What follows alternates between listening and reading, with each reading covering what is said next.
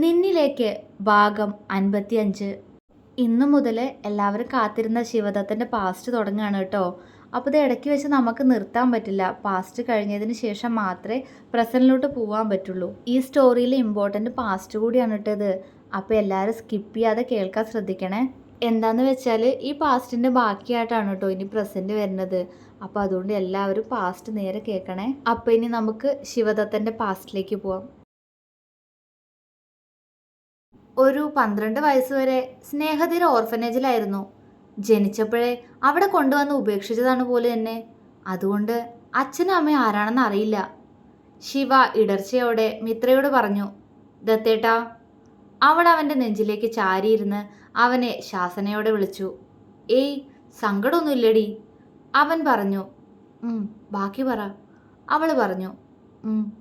ശിവ മൂളിക്കൊണ്ട് വീണ്ടും പറയാൻ തുടങ്ങി.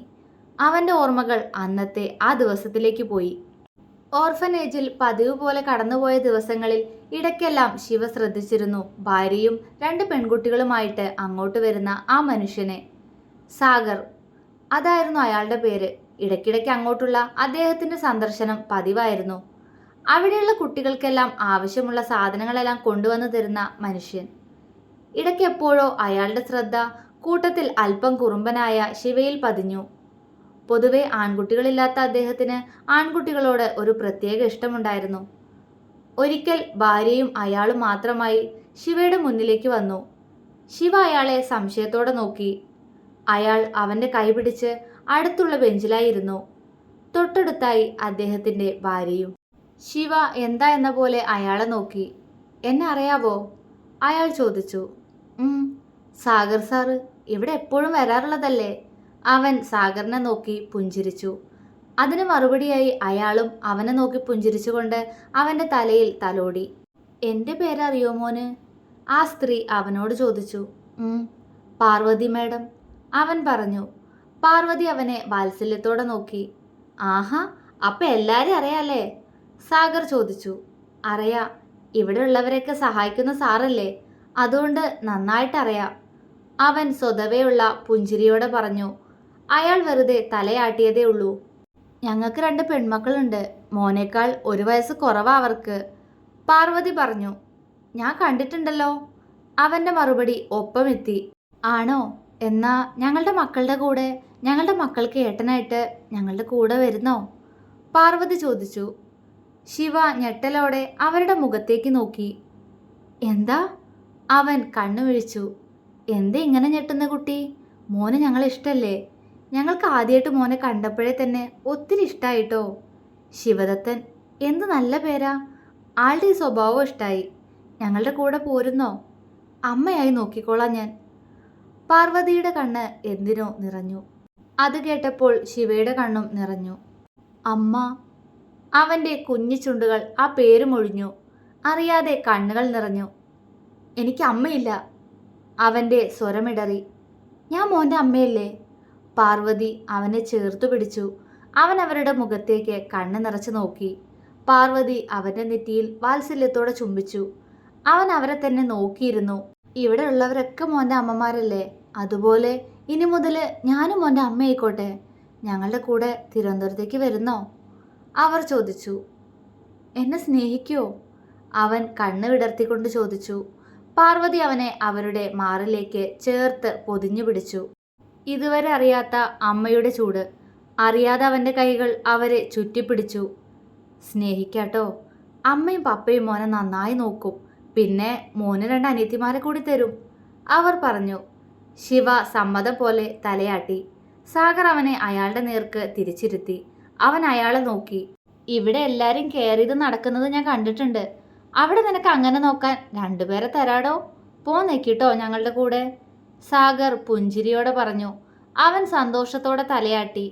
പിന്നീടെല്ലാം പെട്ടെന്നായിരുന്നു. എല്ലാ ഫോർമാലിറ്റീസും കംപ്ലീറ്റ് ആക്കി ശിവയെയും ചേർത്ത് പിടിച്ച് അവർ സ്നേഹതീരത്തിൻ്റെ പടിയിറങ്ങി.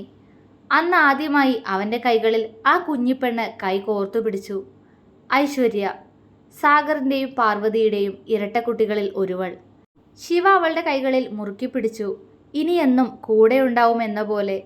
പാർവതിയുടെ അപ്പുറത്തു നിന്നും തന്നെ നോക്കുന്ന പെൺകുട്ടിയെ നോക്കി അവൻ ചിരിച്ചെങ്കിലും അവളുടെ മുഖത്ത് അവനോട് ഇഷ്ടക്കേടായിരുന്നു. അവൾ ദേഷ്യത്തോടെ അവനിൽ നിന്നും മുഖം തിരിച്ചു. അവന്റെ മുഖം ഒന്ന് മങ്ങിയെങ്കിലും അപ്പോഴും ആ കണ്ണുകളിൽ അവളോട് നിറഞ്ഞത് വാത്സല്യം തന്നെയായിരുന്നു. നഗരത്തിലെ അറിയപ്പെടുന്ന തറവാട്ടിലെ ഇളയ സന്തതിയാണ് സാഗർ. അപ്പനും അമ്മയും ഒരു ചേട്ടനും അവനും പിന്നെ അവരുടെ ബന്ധുക്കളുമെല്ലാം അടങ്ങുന്ന പാലക്കൽ തറവാട്ടിലെ സന്തതി. എന്നും പ്രൗഢിയോടെ കഴിഞ്ഞിരുന്ന കുടുംബം. എല്ലാവരും അവരുടെ ബിസിനസ്സും ലോകവുമായി നടന്നപ്പോൾ സാഗർ പഠനം മാത്രം ശ്രദ്ധിച്ച് മുന്നോട്ടു പോയി. 10ാം ക്ലാസ്സിൽ പഠിക്കുന്ന സമയത്തായിരുന്നു അവന് ഒരു കുട്ടിയോട് ഇഷ്ടം തോന്നിയത്. പാർവതി. വെളുത്ത് അല്പം തടിച്ച പെൺകുട്ടി. മുട്ടോളം നീണ്ടുകിടക്കുന്ന മുടി മടഞ്ഞിട്ടുള്ള തുളസിക്കതിരു പോലെ ഒരു പെൺകുട്ടി. എന്നോ സാഗറിന്റെ ശ്രദ്ധ അവളിലേക്ക് പോയി. പക്ഷേ അഗ്രഹാരത്തിൽ ജനിച്ചു വളർന്ന അവൾ പൊതുവെ ഒതുങ്ങിയ പ്രകൃതമായിരുന്നു. സാഗറിന് അവളോട് തോന്നിയ ഇഷ്ടം അയാൾ അവളോട് തുറന്നു പറഞ്ഞു. കേട്ടപ്പോൾ ആ പെണ്ണിലും ഞെട്ടലായിരുന്നു. പതിയെ അവൾ സ്കൂളിലേക്കുള്ള വരവ് കുറച്ചു. കുറച്ച് ദിവസങ്ങൾക്ക് ശേഷം അവൾ വീണ്ടും സ്കൂളിലേക്ക് തിരികെ വന്നപ്പോൾ അവനുണ്ടായിരുന്നു അവിടെ. അവളെ കണ്ടതും അയാൾ അവളുടെ അടുത്തേക്ക് ഓടി വന്നു. ഇനിയൊരിക്കലും ഒരു ശല്യവും ചെയ്യില്ല എന്നും തന്നെ ചൊല്ലി പഠിത്തം നിർത്തരുത് എന്നും ഈറനായ കണ്ണുകളോടെ പറയുന്ന സാഗറിനെ അവൾ അലിവോടെ നോക്കി. പിന്നീട് ഒരിക്കലും അവൾക്ക് അവന്റെ ശല്യമുണ്ടായിട്ടില്ല. പക്ഷേ എന്നും ദൂരെ നിന്ന് തന്നെ നോക്കുന്ന ആ ചെറുപ്പക്കാരനെ പാർവതി സ്നേഹിച്ചു തുടങ്ങി. പക്ഷേ പറയാൻ പേടിയായിരുന്നു. തൻ്റെ കുടുംബം, അന്തസ് എല്ലാം ഓർത്ത് അവൾ അവളുടെ പ്രണയത്തെ മൂടിവെച്ചു. അപ്പയും അമ്മയും ഏട്ടനും അടങ്ങുന്ന ഒരു കൊച്ചു കുടുംബമായിരുന്നു പാർവതിയുടേത്. അങ്ങനെ വർഷങ്ങൾ കടന്നു പോകവേ ഇരുവരും മൗനമായി പ്രണയിച്ചു. പഠനകാലം കഴിഞ്ഞതും സാഗർ പതിയെ ബിസിനസ്സിലേക്ക് കടന്നു. പതിയെ അവ വളർന്ന് അവന് സ്വന്തമായി ഒരു നിലനിൽപ്പ് അവൻ തന്നെ ഉണ്ടാക്കി. ഇന്ന് അറിയപ്പെടുന്ന പാലക്കൽ ഗ്രൂപ്പ്സിന്റെ ഓണറാണ് അവൻ. അപ്പന്റെ കൂടെ അവരുടെ ബിസിനസ് നോക്കി നടത്തിയവൻ സ്വന്തമായി തുടങ്ങിയതാണ് ആ ഫേം. അപ്പോഴും അവന്റെ ഉള്ളിൽ അവന്റെ പ്രണയമുണ്ടായിരുന്നു. പക്ഷേ പാർവതിയുടെ കാര്യം വളരെ കഷ്ടത്തിലായിരുന്നു. വീട്ടിൽ അവൾക്ക് വിവാഹാലോചനകൾ വന്നു തുടങ്ങി. മനസ്സിൽ ഒരാളെ വെച്ച് മറ്റൊരാളുടെ താലിക്ക് കഴുത്തു നീട്ടാൻ അവൾക്ക് ആകുമായിരുന്നില്ല. എതിർത്തു നോക്കി. പക്ഷേ ഫലമുണ്ടായില്ല. കാരണം ചോദിച്ചപ്പോൾ അവൾ പറഞ്ഞതുമില്ല. ഒരിക്കൽ ക്ഷേത്രത്തിൽ തൊഴുത് തിരികെ ഇറങ്ങുമ്പോൾ അവൾ കണ്ടു റോഡ് സൈഡിൽ കാറ് നിർത്തി തന്നെ നോക്കി നിൽക്കുന്ന സാഗറിനെ. അറിയാതെ അവളുടെ കണ്ണുകൾ നിറഞ്ഞു. ഈ വർഷങ്ങൾ കൊണ്ട് അവളും അറിഞ്ഞിരിക്കുന്നു അവന്റെ വളർച്ച.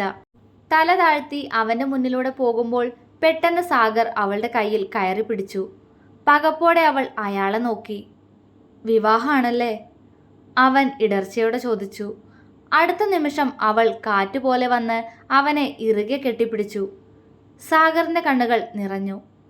പാറു, അയാൾ സ്നേഹത്തോടെ വിളിച്ചു. എന്നെയും കൂടെ കൊണ്ടുപോയിച്ചായ? അവൾ തേങ്ങിക്കരഞ്ഞുകൊണ്ട് അവനോട് ചോദിച്ചു. സാഗറിന്റെ കൈകൾ അവളിൽ മുറുകി. നെറുകയിൽ ചുണ്ടുകൾ അമർന്നു. സമ്മതം പോലെ. അന്ന് സാഗറിന്റെ നിർബന്ധപ്രകാരം പാർവതി അവളുടെ ഇഷ്ടം വീട്ടിൽ തുറന്നു പറഞ്ഞു. ഒരു നസ്രാണി ചെക്കനെ പ്രണയിച്ചതിന്റെ പേരിൽ അവളെ അവർ ഒരുപാട് ഉപദ്രവിച്ചു.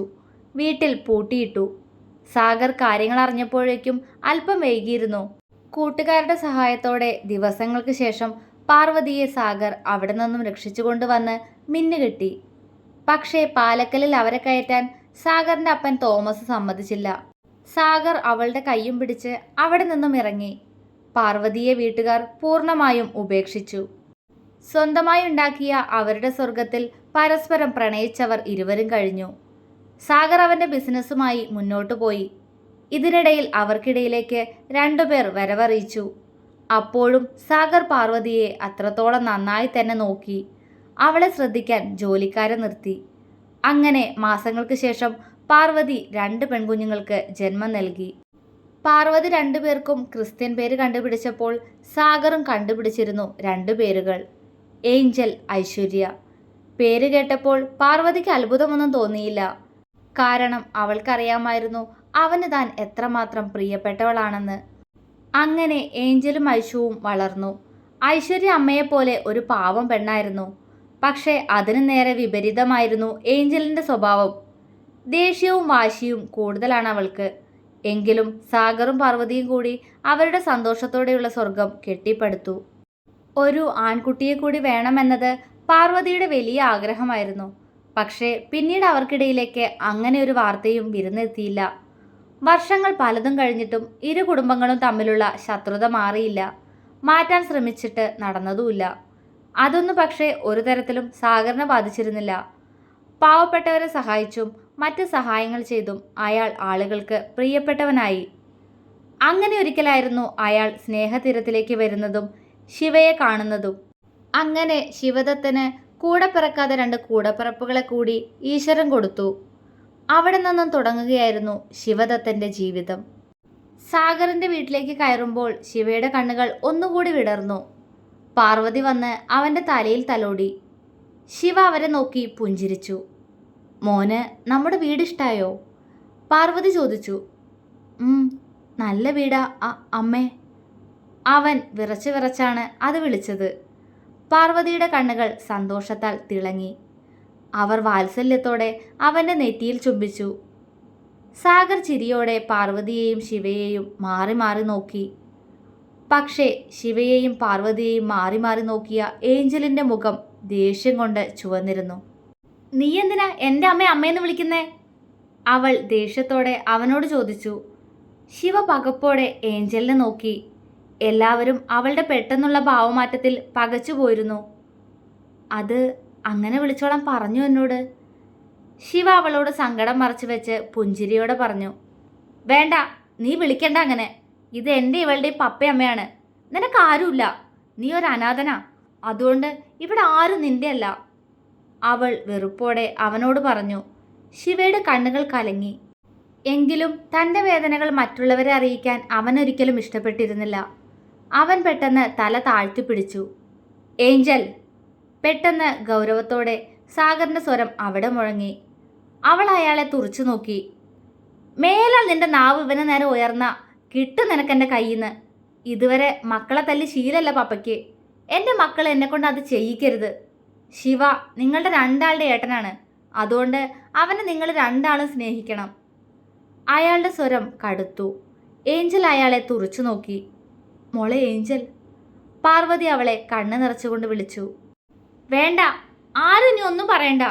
ഏതായാലും ഇവൻ ഇനി ഇവിടെ തന്നെ ആയിരിക്കുന്ന ഉറപ്പായല്ലോ. ആയിക്കോട്ടെ, പക്ഷേ ഏട്ടനെന്ന് പറഞ്ഞ് എൻ്റെ മുന്നിൽ വരരുത്. എനിക്കിഷ്ടല്ല. എനിക്കാകെ കൂടപ്പിറപ്പ് ഐഷു മാത്രമേ ഉള്ളൂ. ഇവൻ ഞങ്ങളുടെ 2 ആളുടെ ആരുമല്ല. ആരും ആവും വേണ്ട. അവൾ ദേഷ്യത്തോടെ പറഞ്ഞുകൊണ്ട് മുകളിലെ റൂമിലേക്ക് ഓടിക്കയറുമ്പോൾ എല്ലാം കേട്ട് തറഞ്ഞു നിൽക്കാൻ മാത്രമേ സാഗറിനും പാർവതിക്കും കഴിഞ്ഞുള്ളൂ. അവൾ പോകുന്നത് നോക്കിക്കൊണ്ട് ശിവ വേദനയോടെ നിന്നു. പെട്ടെന്ന് അവൻ്റെ കൈകളിൽ ഒരു പിടി വീണു. അവൻ ആ കുഞ്ഞു മുഖത്തേക്ക് നോക്കി. ഐഷു! അവൻ വിളിച്ചു. അവൾ അവനെ കെട്ടിപ്പിടിച്ചു. ശിവയുടെ കണ്ണ് ഇത്തവണ അവനെ തോൽപ്പിച്ചുകൊണ്ട് പുറത്തേക്ക് ഒഴുകിയിറങ്ങിയിരുന്നു. ഏട്ടൻ കരയണ്ട കേട്ടോ, ഞാനില്ലേ? അവൾ കൊഞ്ചലോടെ അവനോട് പറഞ്ഞു. ശിവ അവളെ ചേർത്ത് പിടിച്ചു. സന്തോഷം. അതുവരെ സങ്കടം നിറഞ്ഞ കണ്ണുകളിൽ ആ നിമിഷം സന്തോഷം മാത്രമായിരുന്നു. കണ്ടുനിന്ന സാഗറിൻ്റെയും പാർവതിയുടെയും കണ്ണുകളും ഈറനായി. 2 ആളും 2 മക്കളെയും തങ്ങളോട് ചേർത്ത് പിടിച്ചു.